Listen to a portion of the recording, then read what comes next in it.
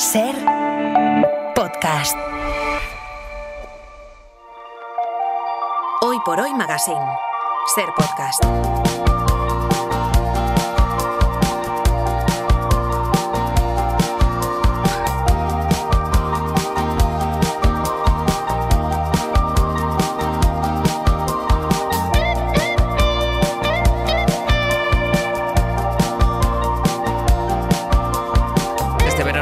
Hoy nos hemos propuesto aprender a mirar espacios, lugares, personas, objetos.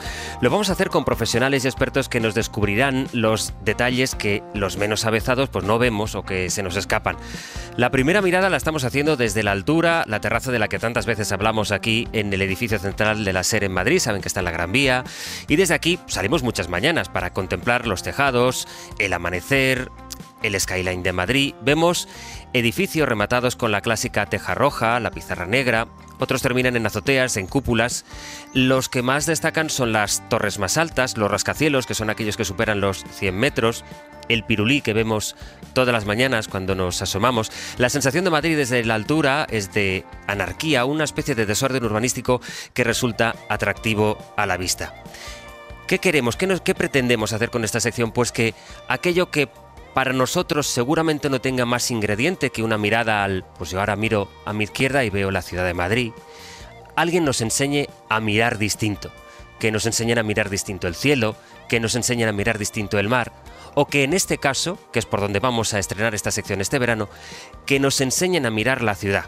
Y por eso me acompaña aquí conmigo en la terraza de la radio el presidente del estudio Lamela Arquitectos, que es Carlos Lamela. Hola Carlos, buenos días. Hola, buenos días, José Yo, Luis. mira, te diría que veo pues una ciudad abigarrada, con muchísimos edificios. Diría que me parece baja porque efectivamente edificios muy altos, pues veo el Pirulí, aquella torre que está...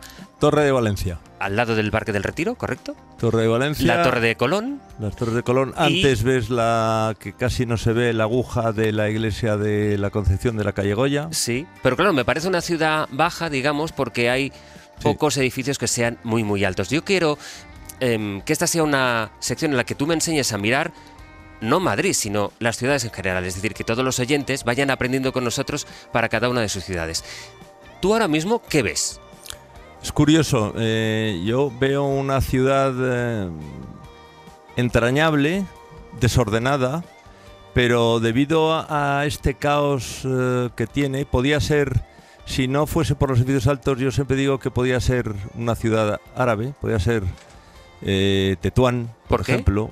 Bueno, por las terrazas planas, por el blanco, algo de teja. Es una ciudad que no tiene nada que ver cuando la vemos de esta altura, cuando la vemos desde el nivel de peatón, cambia muchísimo. Es una ciudad mucho más mediterránea, una ciudad... ¿Madrid es muy mediterránea? No es mediterránea, pero esta altura es totalmente mediterránea, porque las ciudades mediterráneas tienen fundamentalmente, son desordenadas, tienen terrazas planas y predomina el blanco. En Madrid predomina el blanco y la teja. Y se ven, como ves, muchísimas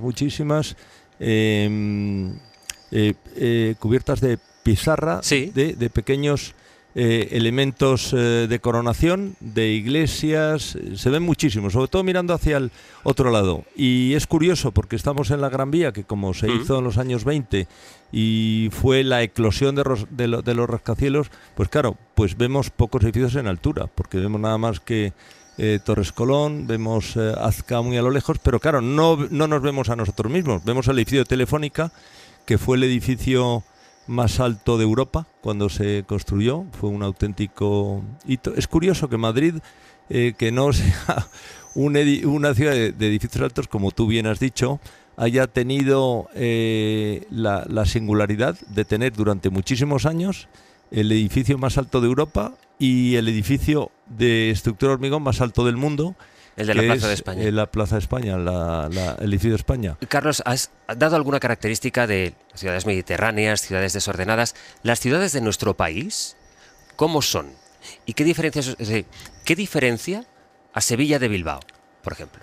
Bueno, son muy diferentes. Las ciudades en general se conforman fundamentalmente con la historia y el clima, ¿no? El clima es fundamental. Y luego la historia económica, la historia social y la historia política, pero son ciudades muy diferentes pero ambas muy, muy interesantes. Las ciudades españolas son unas ciudades extraordinariamente importantes para Europa, ¿no? Para el mundo, porque además sirvieron de modelo para las ciudades americanas también. Es decir, que fijaros lo que hemos a nivel urbanístico. O sea, hay diseños urbanísticos, ¿no?, de aquí que podemos ver perfectamente en otras partes del mundo. Claro, absolutamente, ¿no? Es decir, hemos exportado, porque es que al final la ciudad es donde vivimos, es posiblemente el urbanismo es la ciencia que más nos puede afectar, porque es el ser humano es un ser, somos urbanitas, ¿no?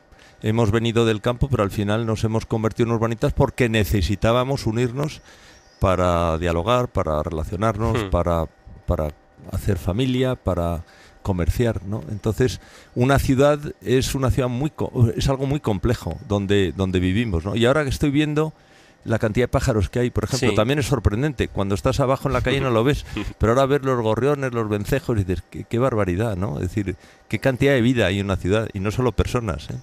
Con Carlos Lamela, el presidente del estudio Lamela Arquitectos, vamos a seguir hablando después en esta primera sección del Aprender a Mirar. Hoy estamos aprendiendo a mirarnos distintos, sobre todo, de aquel lugar en el que vivimos, que son las ciudades. Down a dirty road, started out all alone, and the sun went down. Compartiendo el primer Aprender a Mirar de este verano con Carlos Lamela, presidente del estudio Lamela Arquitecto, porque hoy estamos aprendiendo a mirar con Carlos las ciudades. Y pensaba también, Carlos, en el pueblo al que muchos vamos a volver o vivimos en él, ¿no? En este verano.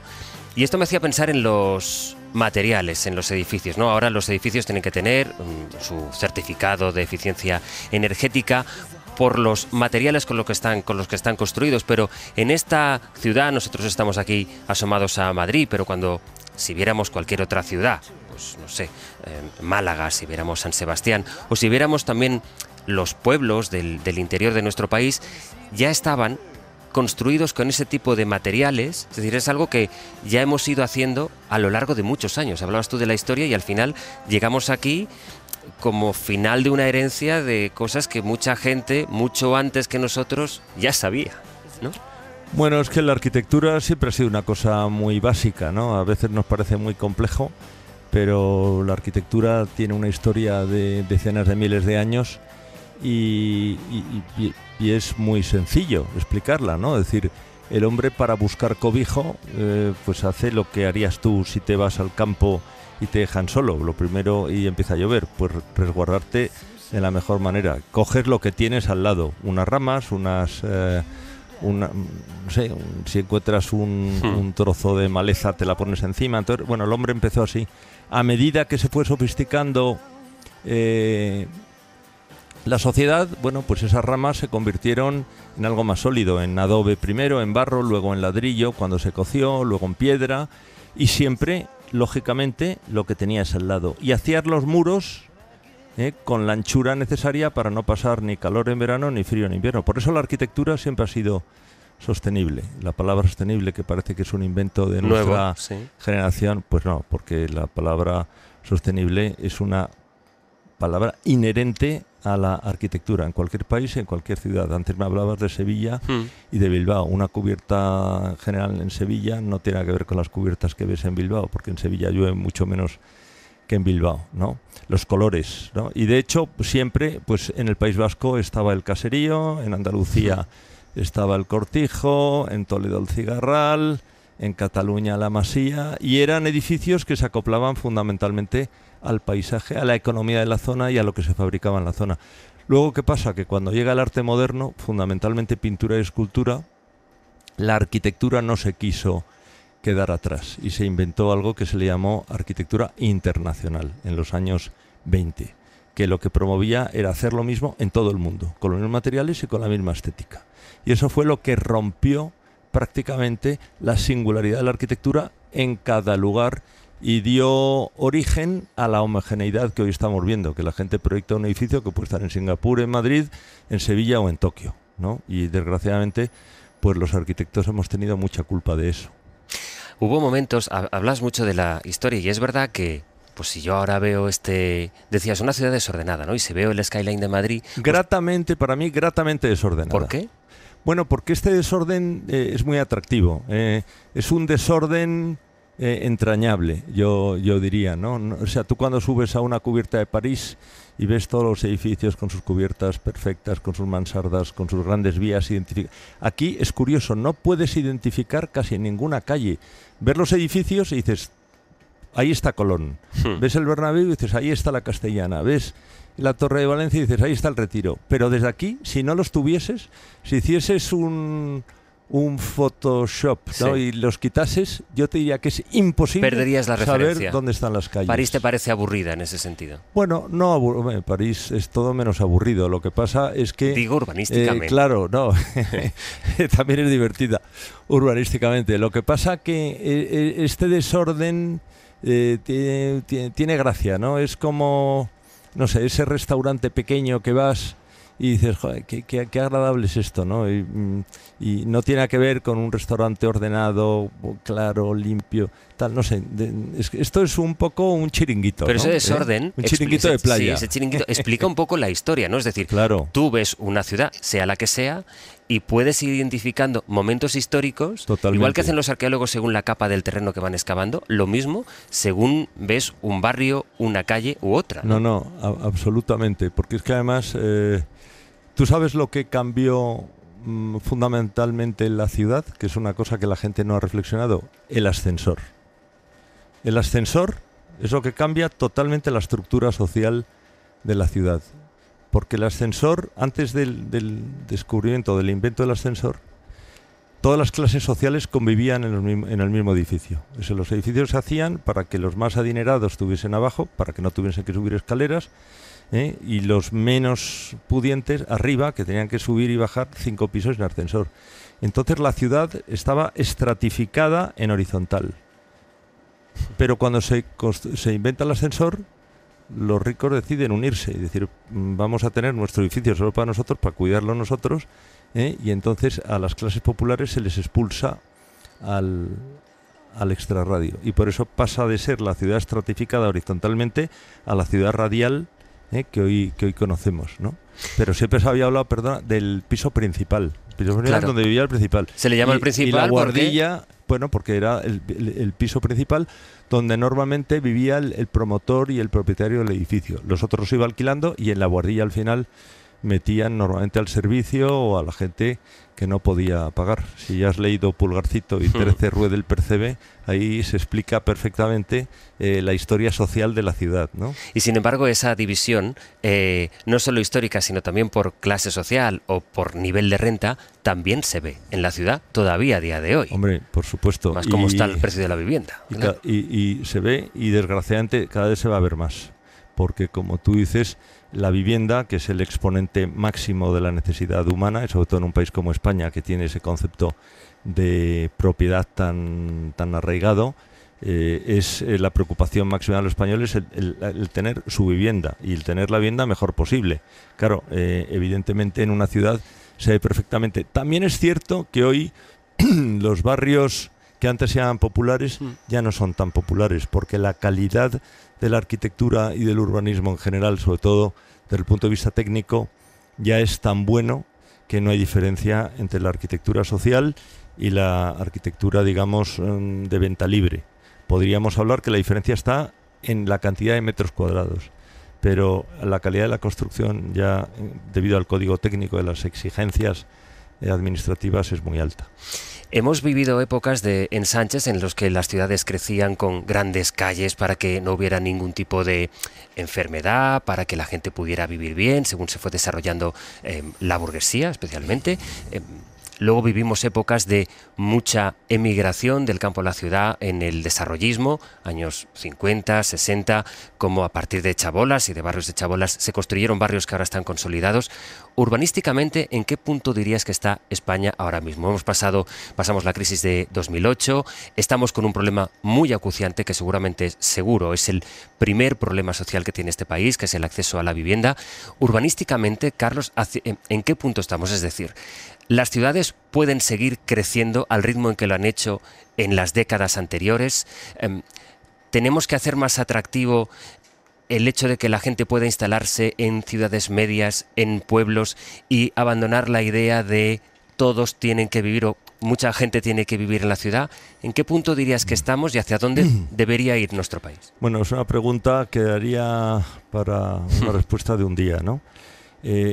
Vamos a ver, el problema es que la estructura política de España hace que el tema de la vivienda esté absolutamente descentralizado. O sea, no podemos hablar del problema español de la vivienda. Podemos hablar del problema de la Comunidad de Madrid o de Cataluña o del País Vasco, de Andalucía, porque cada comunidad autónoma tiene su estructura sociopolítica y la manera de resolverlo.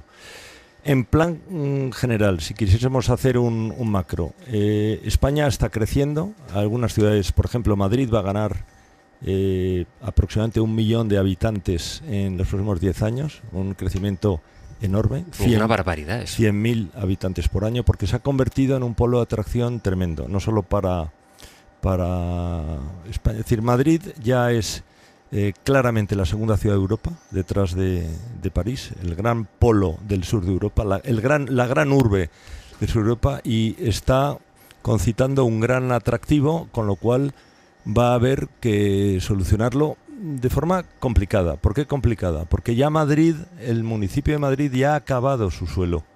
Ya no hay más suelo en Madrid planificado. Ya con los PAUs... ¿Y entonces?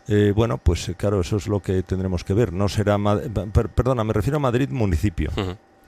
Porque Madrid municipio ya prácticamente es un municipio de 3.2 millones de habitantes, pero la Comunidad de Madrid es la que va a crecer. Ese millón en 10 años lo va a crecer la Comunidad de Madrid a base de las ciudades satélites que están alrededor de la capital. Y Madrid se va a convertir en una gran conurbación, en una gran conurbación, como nosotros le llamábamos cuando estudiamos urbanismo, que va a ser un gran polo económico, social y de gran importancia a nivel mundial. Ya tiene una renta per cápita superior a la media europea.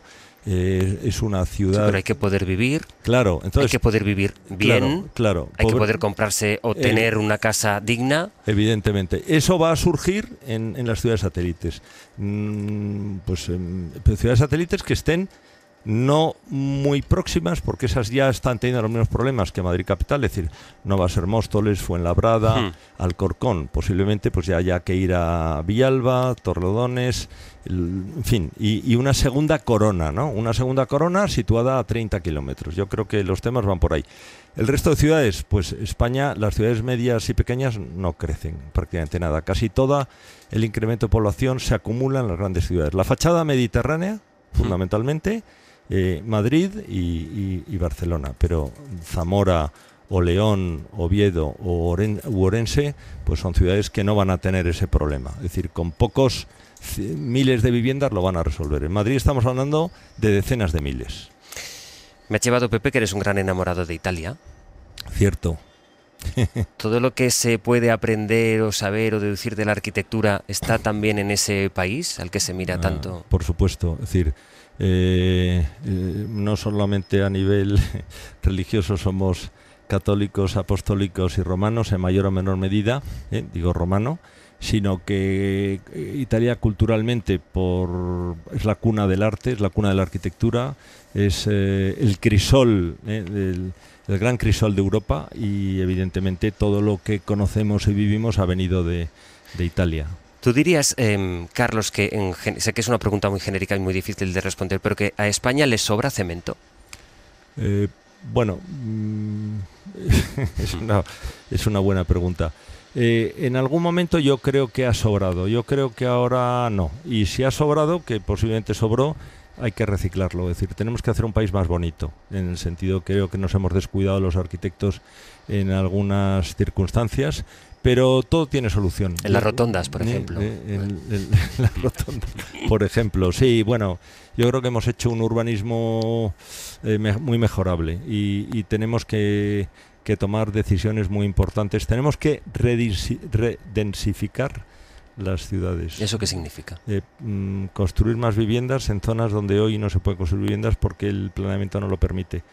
tenemos que hacer ciudades más densas. Los nuevos planes que se han hecho de actuación urbanística en el sur de Madrid son excesivamente poco densos. Y quiere decir que cuando tú antes en una hectárea metías 100 viviendas, ahora se están metiendo por planeamiento 25. Eso no es sostenible, porque al final tienes que pagar todo el coste de urbanización, todos los impuestos, todos los IBIs, entre 25 familias en vez de entre 100, ¿no? Pero es mejor que haya más espacio, ¿no? No, sí lo puedes pagar, sí, el problema es que no lo podemos pagar. Ya. ¿No? Porque el espacio, ¿qué significa? Jardines que hay que regar y mantener, viales que hay que pavimentar, Sí, pero la alternativa bordillos que hay entonces que reponer. es renunciar a un buen nivel de vida. No, ¿por qué? Al revés. ¿El barrio que te gusta más a ti en Madrid, cuál es? Pues esa es una muy buena pregunta, bien, claro. señoría. Porque si quisieses irte al centro, la densidad en el centro es 5 veces más que en el PAU de Las Tablas. Yeah. Y si dices, bueno, no me voy a ir al centro, que a lo mejor es demasiado denso, vete al barrio del Bernabéu, que yo creo que es un barrio muy agradable, con buenos árboles, la calle Capitanaya o la calle Dr. Fleming. Bueno, tiene esa una densidad, pues no 5 veces, pero a lo mejor el doble que en Las Tablas o en San Chinarro, y ahí se vive fenomenal y la gente paga la mitad por los costes de urbanización y demás, ¿no?